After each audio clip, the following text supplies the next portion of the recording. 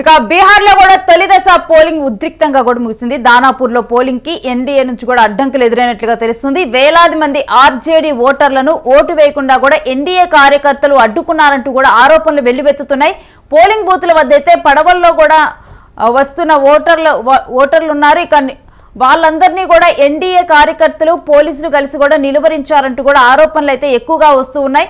ఇక బీహార్ లో ఓడిపోతాము అనే భయంతోనే అధికార ఎన్డీఏ ఇలాంటి చర్యలకు దిగుతుందా అంటూ కూడా అధికార దుర్వినియోగానికి పాల్పడుతుందా అంటూ కూడా బీహార్ ప్రజలు ప్రశ్నిస్తూ ఉన్నారు. మనం చూస్తూ ఉన్నాం కదా, బీహార్ లో ఎవరైతే అవతల ఉంటారో, నదికి అవతల ఉన్నవారు ఉంటారో వారందరూ కూడా అక్కడ ఉన్నటువంటి చెరువులు అవి దాటి పడవల్లో వచ్చే వారిని కూడా కార్యకర్తలు అడ్డుకోవటం అయితే అక్కడ చోటు చేసుకుంది.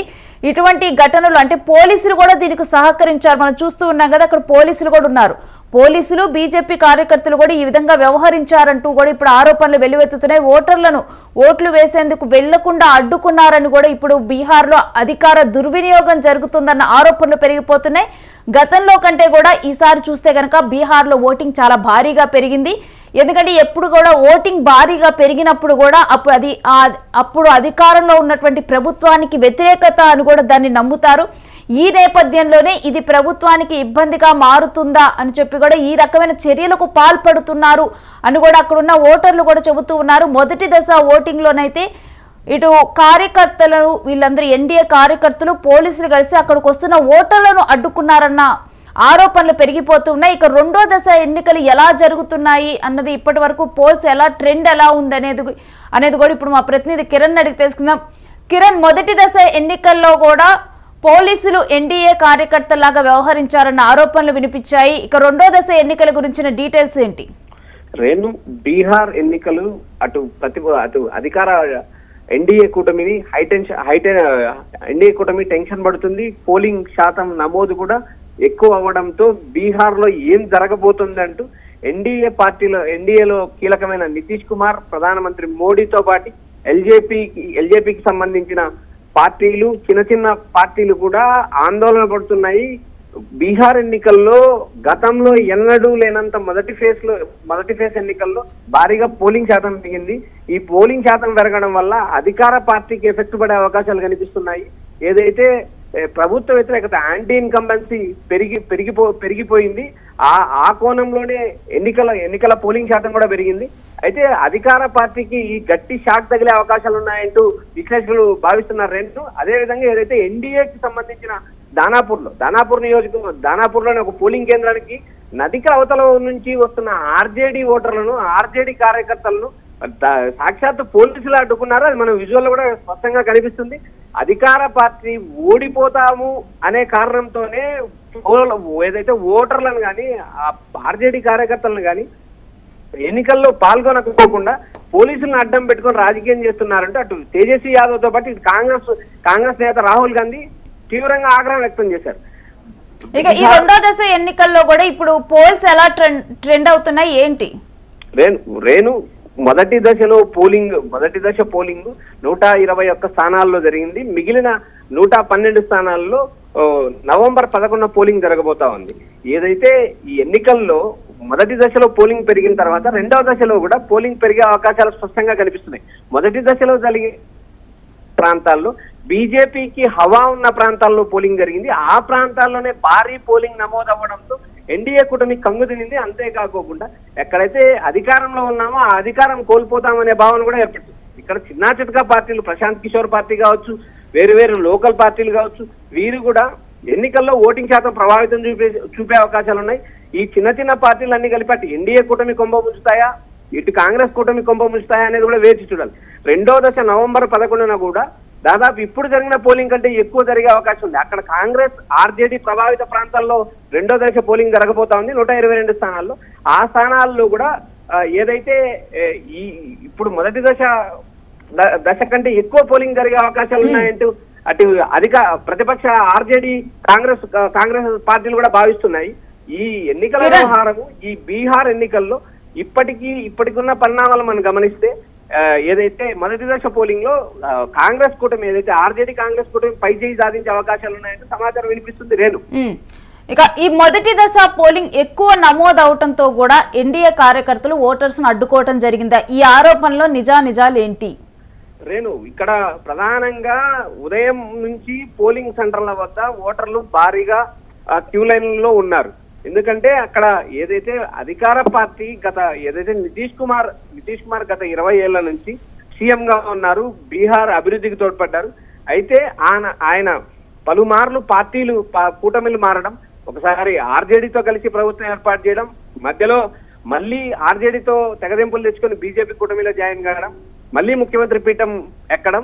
అంతేకాకుండా ఏదైతే పార్లమెంట్ ఎన్నికల్లో బీజేపీతో పొత్తు పెట్టుకుని దాదాపు 11 ఎంపీ సీట్లు గెలవడంతో ఆయన ఎన్డీఏ కేంద్ర ప్రభుత్వంలో ఎన్డీఏ ప్రభుత్వంలో కీలక భాగస్వామిగా ఉన్నారు. అటు నితీష్ కుమార్, ఇటు చంద్రబాబు నాయుడు, ఆంధ్రప్రదేశ్ లో ఉన్న చంద్రబాబు నాయుడు మద్దతుతోనే కేంద్రంలో ఎన్డీఏ ప్రభుత్వం కొనసాగుతుంది. ఇప్పుడు ఏదైతే దానాపూర్ ప్రాంతంలో నదికి అవతల ఉన్న ఓటర్లను అడ్డుకోవడం, మనం అందులో అధికారం అడ్డం పెట్టుకొని పోలీసులను ఉపయోగించుకోవడం మనం స్పష్టంగా చూస్తున్నాం. రేణు, అయితే ఇప్పుడు ఏవైతే పరిణామాలు ఎదురయ్యాయో ఆ పరిణామాలు ఎదురవకుండా కాంగ్రెస్ కూడా ముందుగానే చర్యలు చేపట్టింది. ఇక రెండో దశ ఎన్నికల్లో మొదటి దశ ఎన్నికల్లో జరిగినటువంటి పరిణామాలు ఎదురు కాకుండా ఎటువంటి చర్యలు చేపడుతుంది? రేణు, ఇక్కడ ప్రతిపక్ష పార్టీలైన ఆర్జేడీ, కాంగ్రెస్ పార్టీ ఈ ఎన్నికల్లో చాలా వ్యూహాత్మకంగా వ్యవహరించాయి. ఏదైతే ఓట్ చోరీ అంశం రాహుల్ గాంధీ తెరపైకి తేవడంతో బీహార్ లో ఓట్ చోరీ జరగకుండా అడ్డుకోవడానికి కాంగ్రెస్ తో పాటు ఆర్జేడీ కూడా తీవ్ర ప్రయత్నాలు చేసింది. ఓటర్ మ్యాపింగ్ చేయడంతో పాటు క్షేత్రస్థాయిలో 100 మందికి బూత్ ఇన్ఛార్జీలు నియమించుకోవడం, ఆయా ప్రాంతాల్లో దొంగ ఓట్లు ఉన్నాయా లేదా, దొంగ ఓటర్లను ఎలా అడ్డుకోవాలనే దానికి కూడా ఒక వ్యూహాత్మక ప్రకారం ముందుకెళ్లారు. అయితే రెండో విడత ఎన్నికల్లో వారు మరింత కసిగా పనిచేసే అవకాశాలు స్పష్టంగా కనబడుతుంది. ఎందుకంటే మొదటి దశ పోలింగ్ జరిగినప్పుడు పోలింగ్ శాతం గతం కన్నా ఎక్కువ పెరగడంతో కాంగ్రెస్ ఆర్జేడీలో ఉత్సాహం స్పష్టంగా కనిపిస్తుంది. ఎందుకంటే వచ్చే నవంబర్ 11 జరిగే రెండో విడత పోలింగ్ లో కూడా మా కాంగ్రెస్ పార్టీ ఆర్జేడీ కార్యకర్తలు కష్టపడి పనిచేసి తిరిగి మేము ఏదైతే అధికారంలోకి రావాలనుకుంటే ఆ అధికారాన్ని సాధిస్తాం. మా కూటమి తరఫున ఆర్జేడీ కాంగ్రెస్ తరఫున ఏదైతే తేజస్వి యాదవ్ ముఖ్యమంత్రి అవుతారంటూ వారు ఆశాభావం వ్యక్తం చేస్తున్నారు. రెండో విడత పోలింగ్ కూడా ఎక్కువ నమోదయ్యే అవకాశాలు స్పష్టంగా కనిపిస్తాయని ప్రచారం నడుస్తుంది. రేణు, ఇక అయితే ఇప్పుడు మొదటి దశ ఎన్నికల్లో మనం చూసిన పరిణామాల్లో కూడా ఎక్కడైతే ఎన్డీఏ పార్టీ కూడా బలంగా ఉందో ఆ ప్రాంతంలోనే ఎక్కువగా కూడా ఓట్లు నమోదయ్యాయి. ఇప్పుడు మరలా కూడా రెండో దశలో కూడా అలాంటి ఫలితాలే రిపీట్ అవుతాయి అనుకుంటున్నారా? రెండో విడత జరిగే పోలింగ్ ప్రాంతాల్లో కాంగ్రెస్ ఆర్జేడీకి అనుకూలంగా ఉన్న ప్రాంతాల్లో ఎన్నికలు జరిగే అవకాశాలు స్పష్టంగా కనిపిస్తున్నాయి. ఇక్కడ పూర్వాంచల్ ప్రాంతంలో ఏదైతే గతంలో ఎన్డీఏకి హవా ఉండేది, 2020 తర్వాత పూర్వాంచల్ ప్రాంతంలో ఎన్డీఏ ప్రభావాన్ని క్రమంగా కోల్పోతూ వస్తుంది. అయితే ఈసారి ఆ ప్రాంతంలో గట్టిగా పట్టు సాధించే అవకాశాలు కాంగ్రెస్ ఆర్జేడీ కూటమికి స్పష్టంగా కనిపిస్తున్నాయి. రెండో విడత ఏదైతే ఉందో ఆ ప్రాంతాల్లో ఆర్జేడీ కాంగ్రెస్ కూటమికి అనుకూలంగా ఉండే అవకాశాలు ఎక్కువ ఉన్నాయి. ఆయా ప్రాంతాల్లో కూడా ఏదైతే ఎన్డీఏ కూటమికి వ్యతిరేకత బలంగా కనిపిస్తుంది కాబట్టి మొదటి విడత దశ కన్నా రెండో విడతలో కూడా మరింత పోలింగ్ పెరిగే అవకాశం ఉంది. ఎందుకంటే ఇక్కడ కాంగ్రెస్ ఆర్జేడీ కూటమికి అనుకూలంగా ఉండే ప్రాంతాల్లో పోలింగ్ శాతం మరింత పెరిగే అవకాశాలు స్పష్టంగా కనిపిస్తాయి. Renu, right, thanks for the details Kiran. ఇక రెండో దశ ఎన్నికల మీద ఉత్కంఠ కొనసాగుతుంది బీహార్లో కూడా. మరోవైపు ఇప్పటికే మొదటి దశ ఎన్నికల మీద కూడా అనేక ఆరోపణలు వచ్చాయి. ఎక్కడైతే ఎన్డీఏ బలంగా ఉందో ఆ ప్రాంతంలో కూడా ఎక్కువ ఓట్లు నమోదవడంతో కూడా ఇదంతా కూడా అధికార పార్టీకి వ్యతిరేకంగా, అంటే అధికార పార్టీ పాలనకి కూడా వచ్చిన అసంతృప్తి కారణంగానే ఇన్ని ఓట్లు నమోదయ్యాయని కూడా ఒక ప్రచారం జరుగుతుంది. మరొకటి ఏంటంటే ఈసారి ఓటింగ్ శాతం చాలా పెరిగింది. ఓటింగ్ శాతం పెరగటంతో కూడా ఇప్పుడు ఓటర్లను కావాలని, అంటే వీళ్ళందరూ కూడా ఇప్పుడు మనం చాలా ప్రాంతాల్లో కనుక చూసుకుంటే మనం సరే గతంలో ఇప్పుడు జరిగినటువంటి 2024లో జరిగినటువంటి ఏపీ ఎలక్షన్స్ చూసుకున్నా కానీ ఓటింగ్ శాతం అనేది ఎక్కువగా నమోదవటం జరిగింది. అప్పుడు ఏంటంటే అధికార పార్టీ మీద ఎక్కువగా కూడా అసంతృప్తి ఉన్నప్పుడు ఎక్కువగా కూడా ఓటింగ్ నమోదవుతుంది. అసంతృప్తి కనుక తక్కువ ఉంటే ఓటింగ్ శాతం భిన్నంగా కూడా, అంటే కొంచెం తక్కువగా నమోదవుతుంది అని చెప్పి కూడా ఎక్కువ మంది కూడా పొలిటికల్ వర్గాల్లో నమ్ముతారు. ఈసారి బీహార్లో ఓటింగ్ శాతం పెరగటంతో కూడా ఒక్కసారిగా కూడా ఎన్డీఏ గుండెల్లో కూడా ఒక భయం పట్టుకుంది. ఇంకా దాంతో కూడా ఓటర్లను ఎన్డీఏ కార్యకర్తలు పోలీసులు కలిసి కూడా అడ్డుకున్నారు. ఈ విధంగా కూడా మేము ఇటు చెరువులు, ఏర్లు, నదులు దాటి వచ్చినా కానీ మమ్మల్ని ఓట్లు వేయకుండా మా గ్రామాల వాళ్ళని అడ్డుకున్నారంటూ కూడా అక్కడ ఉన్న వాళ్ళందరూ కూడా ఆరోపించటము జరిగింది. ఇక నెక్స్ట్ రెండో దశ ఎన్నికల మీద కూడా ఇప్పుడు దీని మీద ఒక ఉత్కంఠ కొనసాగుతుంది. దీని మీద ఇప్పటికే కూడా బీహార్లో కూడా పోలింగ్ ఫలితాలు కానీ వీటన్నిటికి సంబంధించి కూడా ఒక ట్రెండ్ కూడా నడుస్తూ ఉంది. వీటన్నిటికంటే ఒక అంచనాల మీద అయితే ఒక ట్రెండ్ నడుస్తూ ఉంది.